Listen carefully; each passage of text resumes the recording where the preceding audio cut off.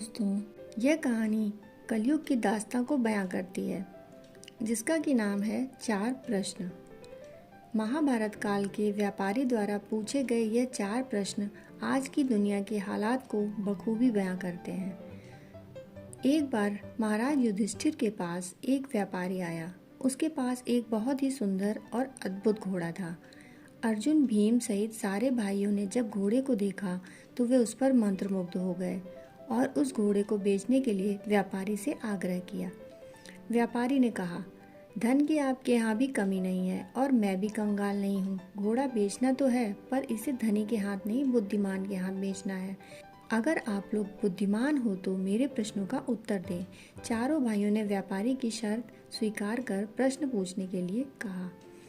व्यापारी ने पहला प्रश्न भीम से पूछा।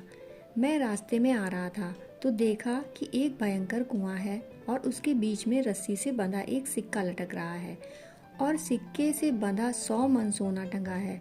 फिर भी वह रस्सी टूटती नहीं है। ना पैसा गिरता है, ना सोना गिरता है। मामूली सी रस्सी के सहारे सिक्का टिका है और मामूली से सिक्के के सहारे 100 मन सोना लटक रहा है। यह क्या रहस्य है? भीम बहुत देर तक सोचने के बाद भी उत्तर नहीं दे पाए। व्यापारी ने दूसरा प्रश्न अर्जुन से पूछा।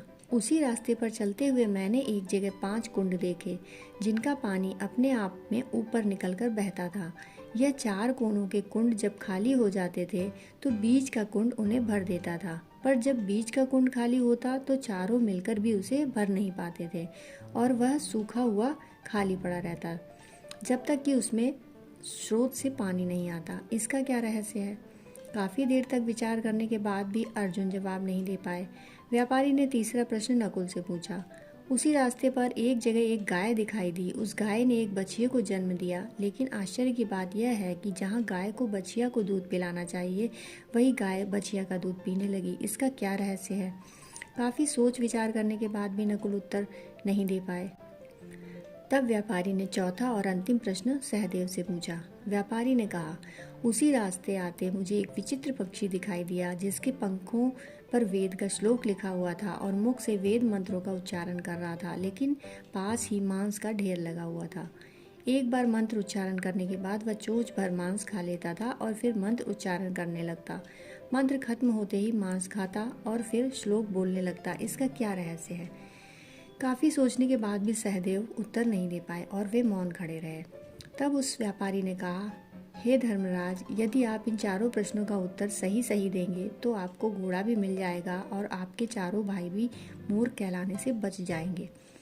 अंत में युधिष्ठिर ने कहा, तुम्हारे पहले प्रश्न का उत्तर यह है कि कलयुग में धूर्त लोग 1 पैसा दान कर 100 यश लूटने का प्रयत्न करेंगे। 100 मन पाप को 1 पैसे मूल्य के सहारे लटकाए रखेंगे। दूसरे प्रश्न का उत्तर है, बीज का कुआं पिता है और 4 कोनों के कुएं पुत्र। अकेला पिता अपने कर्तव्य का पालन करते हुए चारों पुत्रों का पालन कर सकता है, लेकिन चारों पुत्र मिलकर भी एक पिता की सेवा नहीं कर सकते। तीसरे प्रश्न का उत्तर है, कलयुग में माता पिता पुत्री की कमाई खाएंगे, विचार विहीन हो जाएंगे। अंतिम और चौथे प्रश्न का उत्तर है, वह विचित्र पक्षी कलयुग के ढोंगी पाखंडी होंगे, जो सीधी सादी जनता को लूटने और ठगने के लिए अपने आसपास वेद मंत्रों का उच्चारण करने का ढोंग करेंगे, धार्मिक कृत्य करेंगे और खाएंगे मांस, पिएंगे मदिरा। इस तरह महाराज युधिष्ठिर के उत्तर सुनकर व्यापारी संतुष्ट हो गया और उन्हें घोड़ा दे दिया। यह कहानी आज के युग की दास्तां के बारे में बहुत कुछ कहती है और सबसे बड़े आश्चर्य की बात तो यह है कि आज जो यहाँ हो रहा है, यह उन्होंने उनके समय में ही जान लिया था। दोस्तों, कहानी सुनने के लिए आपका बहुत बहुत आभार।